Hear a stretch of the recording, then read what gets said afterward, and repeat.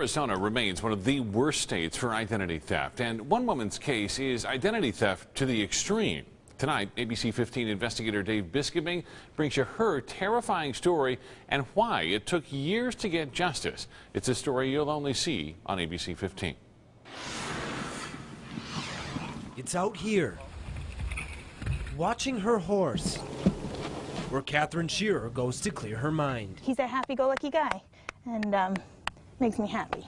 Rare moments of relief when she can forget the overwhelming hurdles in her life. It's a natural distraction. Catherine's identity theft is a worst-case scenario. It trickles down to every aspect of your life, of your daily life. This is the man who did it to her.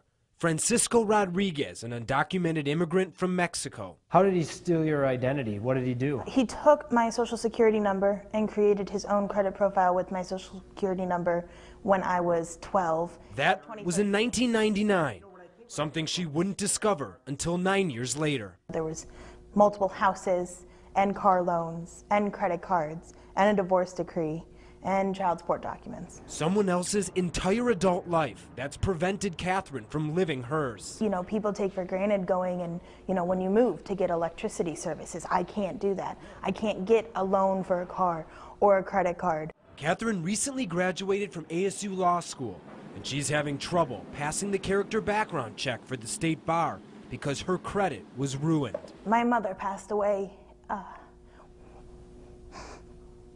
when I was 17 from ovarian cancer. So it's been my father and I, and they raised me to be something and somebody. It was also painful for Catherine to watch her case trickle through the legal system. With the help of a Mesa police detective, she spent countless hours building a case, obtaining reams of records and evidence. But surprisingly, it took 5 years to get a conviction. And at first, the case was turned down by the Maricopa County Attorney's Office. We didn't even have any witnesses listed at the time. County Attorney Bill Montgomery said in order to charge some of the counts, they wanted a witness to testify to the fraud. We asked for the information, and the case was never resubmitted to our office. Instead, the detective took the case to the Attorney General's office a month later. Tom Horn says they had no problems getting an indictment.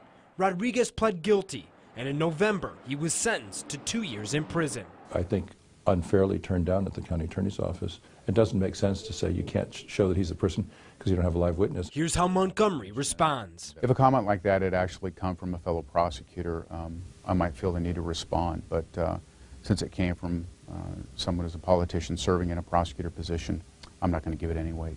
And in an interesting twist, we learned while researching this story, the county attorney spoke to Catherine about a job in his office. Is that true? I had a separate conversation with her. It's completely independent of this. But after our interview with Montgomery, Catherine told us she was turned down for the position. I don't think I've overcome anything yet. I think I'm just beginning. Another blow for a woman who's still trying to clear her name. Not being able to prove who you are is the most hurtful thing in the world. I'm investigator Dave Biskobing, ABC 15 News. Catherine Shearer now speaks at identity theft seminars and conferences, and you can find her contact information and tips about how to protect your family on our website, abc15.com.